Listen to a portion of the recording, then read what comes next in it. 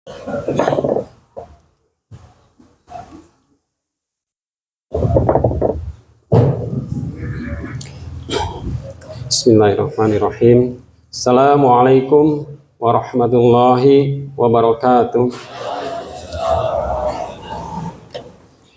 Alhamdulillahi rabbil alamin. Wassalatu wassalamu ala asrafil anbiya'i wal mursalin wa ala alihi wa sahbihi ajmain. Asyhadu an la ilaha illallah wahdahu la syarikalah wa asyhadu anna Muhammadan abduhu wa rasuluh. Rabbi shrah li sadri wa yassir li amri wahlul 'uqdatam min lisani yafqahu qawli.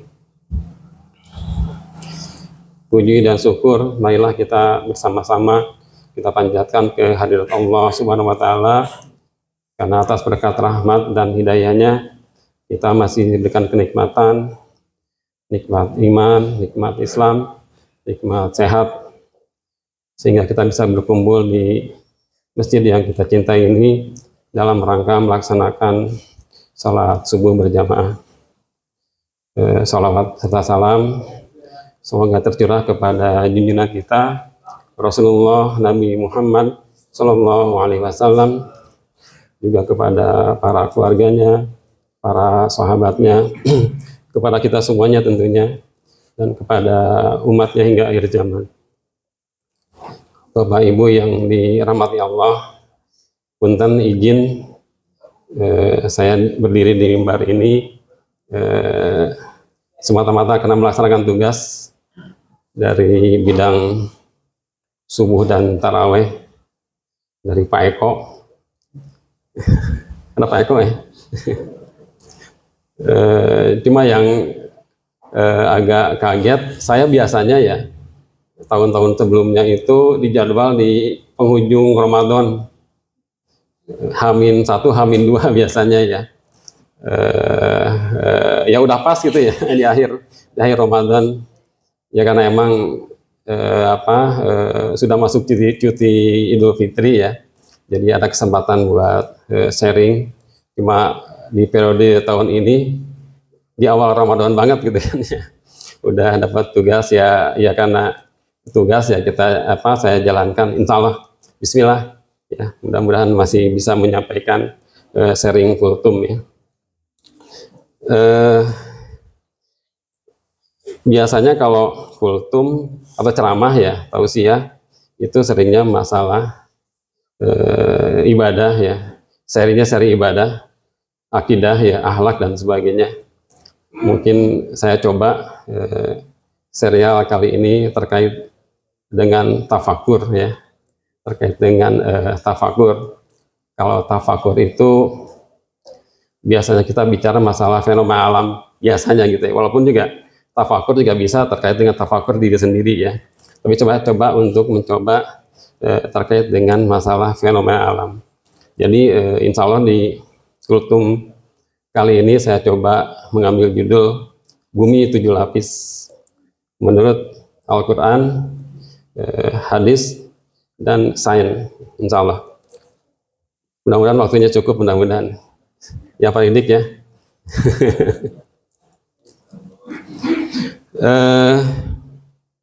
Kalau bicara tafakur, itu kita artikan dalam Islam itu sebagai perenungan ya, tafakur, berpikir ya, untuk merenungi apa-apa yang telah Allah ciptakan ya, apa-apa yang ada di langit dan apa yang ada di bumi ya. Kita bisa bertafakur terkait kondisi di langit, bagaimana langit dan bumi diciptakan ya, adanya bulan, ada bintang, ada galaksi ya, dan lain sebagainya. Penciptaan alam semesta yang begitu luas, yang tidak jelas di mana batasnya ya. Kemudian juga kondisi di bumi juga bisa kita tafakuri ya. Ada di dalam bumi ada apa aja sebetulnya gitu ya, dan yang ada di sekitar bumi ya, itu insya Allah bisa kita tafakuri ya. Nah, perintah buat kita bertafakur itu sering kita dengar kalau imam atau mungkin juga ceramah ya, menyampaikan ayat-ayat yang terkait dengan tafakur. Di sini saya ambil salah satu contoh ayat di surat Al-Imran ayat 191 ya, sering menjadi bacaan para imamnya. Bunyinya kurang lebih, alladzina yadhkurullaha qiyaman wa qu'udan wa ala junubihim wa yatafakkaruna fi khalqis samawati wal ardh. Itu ayat 191 yang kurang lebih artinya mereka berzikir, mengingat kepada Allah qiyaman dengan cara berdiri, wa qu'udan dengan cara duduk, wa ala junubihim dan cara posisi berbaring, wa yatafakkarun dan mereka bertafakur. Yang pertama berzikir, yang kedua bertafakur. Fi khalqis samawati wal ardh. Mereka bertafakur atas penciptaan langit dan bumi ya. Nah, ini perintah kita bertafakur selain berzikir ya. Jadi kalau kita garis bawahi, ayat ini adalah terkait dengan perintah untuk berzikir dan bertafakur, berzikir dan berpikir ya. Jadi kalau kita pengen menjadi manusia yang baik, lebih sempurna ya, selain berzikir juga harus berpikir, bertafakur ya. Ini tentunya ayat ini kelanjutan dari ayat sebelumnya terkait dengan ulul albab ya. Orang-orang yang berakal dijelaskan di ayat 191 ini. Baik, terkait dengan judul yang saya ambil tadi, kita bicara dibatasin ya. Kita bicara nggak ke atas, kita bicara ke bawah. Ada apa di bawah permukaan bumi ini ya? Para ilmuwan ya, para pemikir sejak dahulu kala berusaha untuk mencari tahu ya, isi dari dalam bumi itu ada apa aja sih gitu kan ya. Salah satu contoh pencarian daripada kondisi di dalam bumi itu konon di Rusia ya telah dilakukan pengobaran dalam ya dengan bor mesin yang canggih. Itu di tahun informasi ini tahun 1970 melakukan pengobaran itu sampai mencapai di atas 12.000 meter, 12.000 lebih ya, 12 kilo. Kalau vertikal itu dalam ya, vertikal itu dalam, beda dengan horizontal ya. Kalau 12 kilo mungkin kalau dari sini yang horizontal itu ke Padalarang mungkin ya, kurang lebih ya, itu 12 kilo. Ini vertikal ke dalam bumi ya. Itu pengobaran yang diketahui paling terdalam ya. Karena tadi orang pengen tahu ada apa sih di dalam bumi itu ya.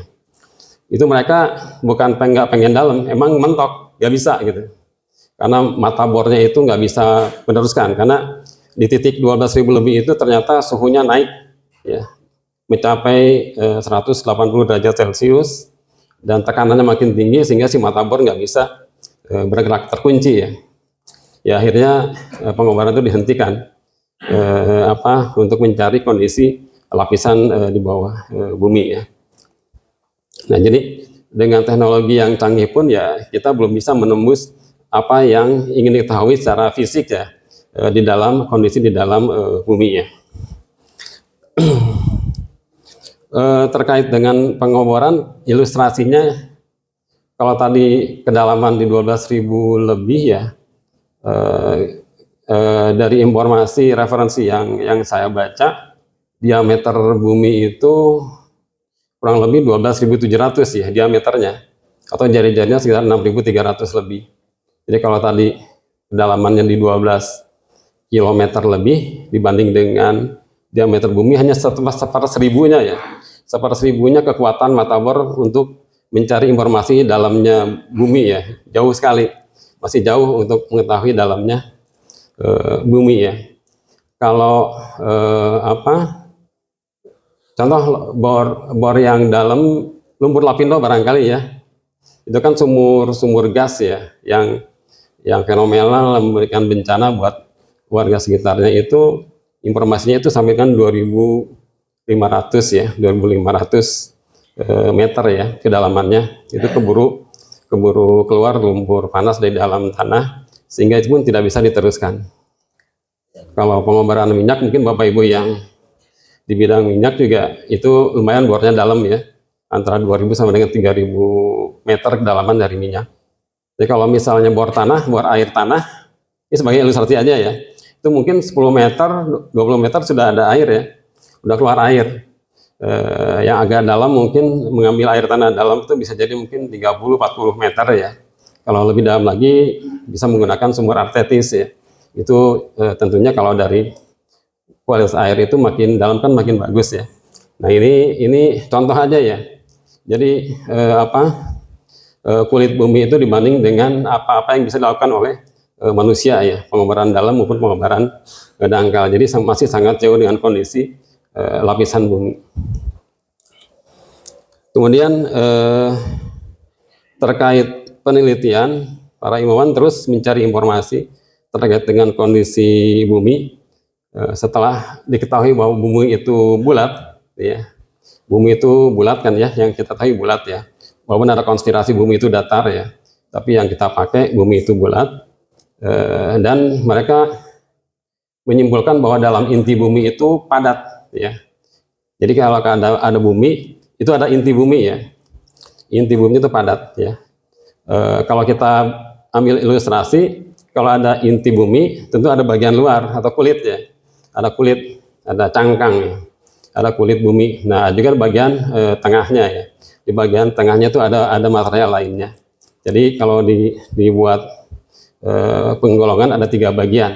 Ada inti bumi, ada bagian tengah atau mantel namanya tuh ya. Ada bagian kerak bumi ya, atau lapisan cangkang bumi.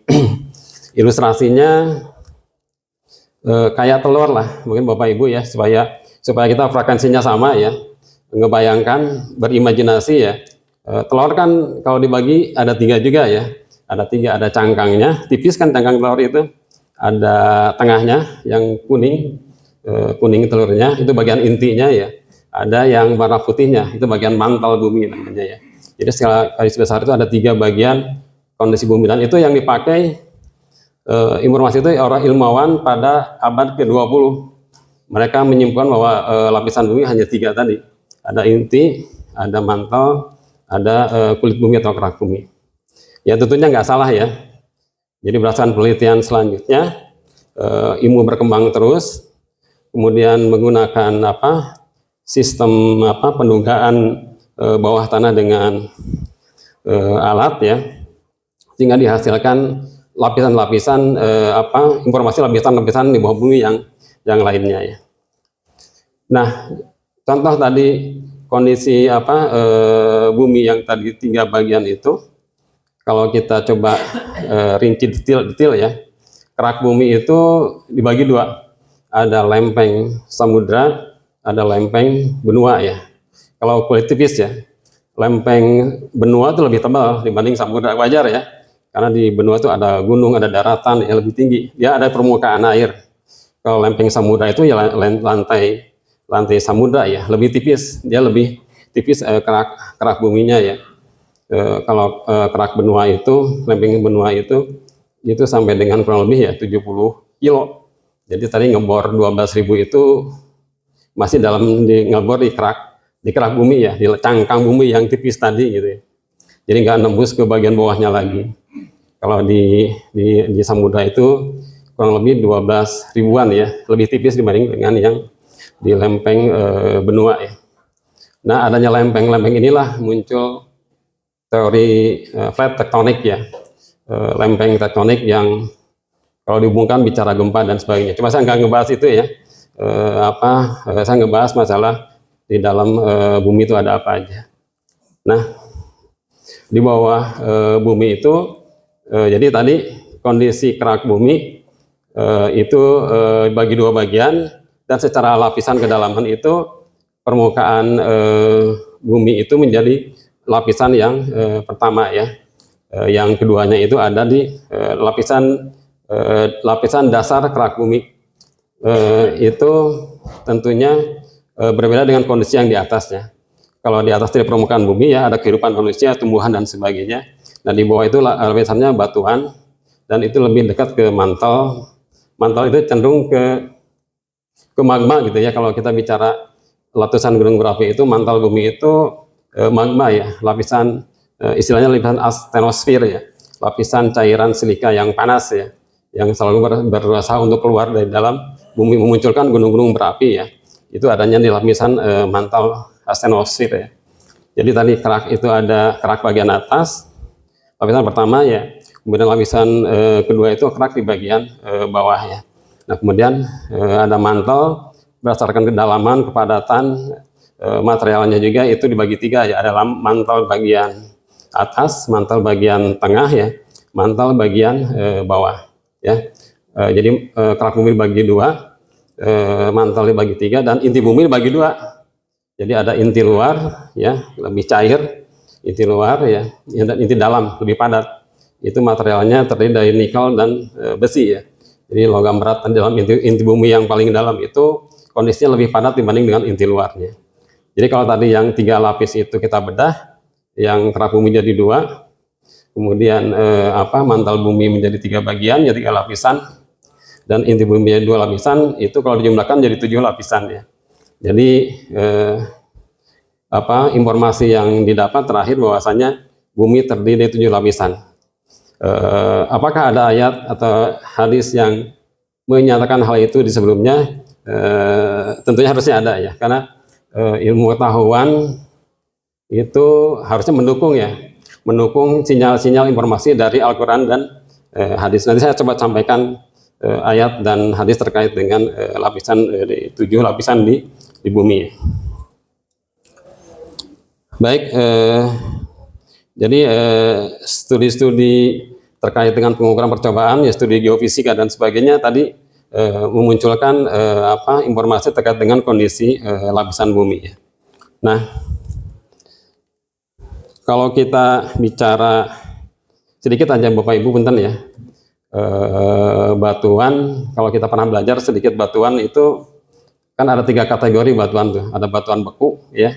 Ada batuan beku itu batuan hasil erupsi gunung berapi ya.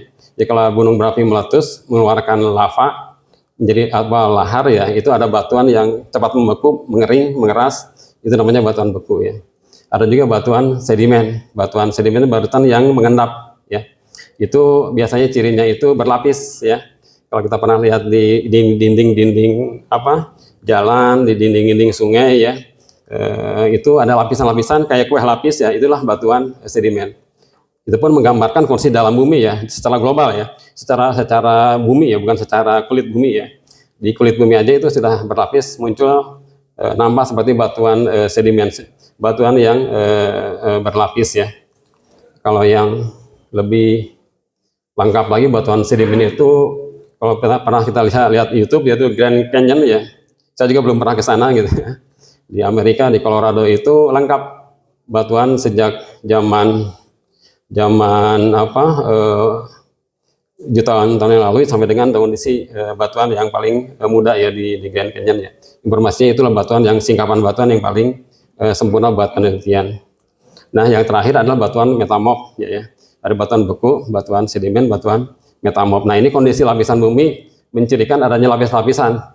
Jadi kayak lapisan batuan sedimen yang cenderung mengandung lapisan. Baik Bapak Ibu, terkait dengan ayat, saya coba bacakan aja ya, ayat Al-Quran terkait dengan 7 lapisan bumi ya. Saya coba bacakan artinya. Jadi informasi dalam Al-Quran itu ada dalam surat At-Tolak ayat 12 yang artinya Allah lah yang menciptakan 7 langit dan seperti itu pula bumi gitu kan ya. Jadi langit 7 lapis, bumi pun 7 lapis. Kalau dari ayat ini ya. Perintah Allah berlaku padanya agar kamu mengetahui bahwasannya Allah Maha Kuasa atas segala sesuatu. Dan sesungguhnya Allah ilmunya benar-benar meliputi segala sesuatu. Jadi informasi dari surat At-Tolak ayat 12 ini bahwasanya bumi itu mengandung terdiri dari 7 lapis bumi atau 7 langit ya bahasanya ya. Di bawah itu mengandung 7 lapis kondisi dalam bumi ya. Itu dari surat At-Tolak ayat 12. Terkait dengan hadis, saya coba bacakan artinya saja. hadis riwayat Bukhari, barang siapa yang menyerobot sejengkal tanah, ini terkait dengan perbuatan zalim ya. Barang siapa yang menyerobot sejengkal tanah, tanah orang lain maksudnya nih, maka Allah akan menimbunnya dengan 7 lapis bumi gitu kan ya. Jadi Allah ngasih ilustrasi, ngasih gambaran kita yang berbuat zalim terhadap tanah orang lain, menyerobot dengan semena-mena itu, Allah akan kasih azab berupa ditimbun, dikalungin dengan 7 lapis bumi. Jadi menggambarkan lapisan bumi itu menginformasikan ya bahwa lapisan bumi itu 7 lapis, saking besarnya dosa orang yang nyerobot tanah orang itu sampai Allah akan menimbulkan sampai dengan lapisan 7 lapis bumi ya. Jadi itu aja barangkali ayat dan hadis yang menelandasi bahwasanya bumi itu adanya 7 lapisan di dalam bumi.